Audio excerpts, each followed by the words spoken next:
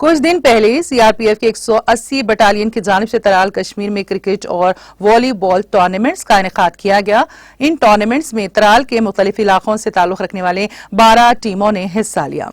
इस सिलसिले में आज क्रिकेट का फाइनल मैच तराल टीम और शॉल दरमन टीम के दरमियान खेला गया, जिसमें शॉल दरमन ने टूर्नामेंट अपने नाम किया। इस मौके पर सीआरपीएफ के कमांडिंग ऑफिसर ने मीडिया के साथ बात करते हुए कहा कि ऐसे टूर्नामेंट्स का इनेकाद नौजवानों को हुनरमंद खिलाड़ी बनाने की गर्ज से किया जा रहा है।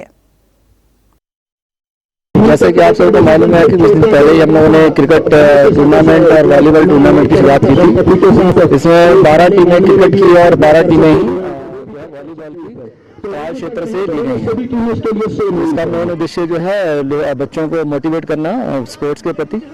और इसी के अलावा जब कल हम क्लोजिंग सेरेमनी कर रहे हैं जिसमें वॉलीबॉल टूर्नामेंट और क्रिकेट टूर्नामेंट का भी क्लोजिंग होगा।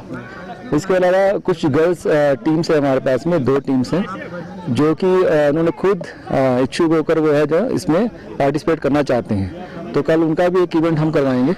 तो कल क्लोजिंग सेरेमनी के लिए सभी छात्र आमंत्रित हैं और उसमें जो है प्राइज डिस्ट्रीब्यूशन होगा और जो है बच्चों को मोटिवेट करने के लिए हम एक्स्ट्रा कुछ प्राइजेस भी देंगे। तो ये सब इवेंट रहेंगे। खास मस्ती यही है बच्चों को मोटिवेट करना स्पोर्ट्स के प्रति, और ताकि जो अगर इनमें कोई अच्छा टैलेंट है उनको स्टेज हमने दिया है। खास करके इंटीरियर के जो हमारे क्षेत्र के बच्चे हैं उनको एक स्टेज दिया गया है कि वो आगे भी और तरक्की करें और दूसरे इवेंट में बड़े बड़े इवेंट में शामिल हों।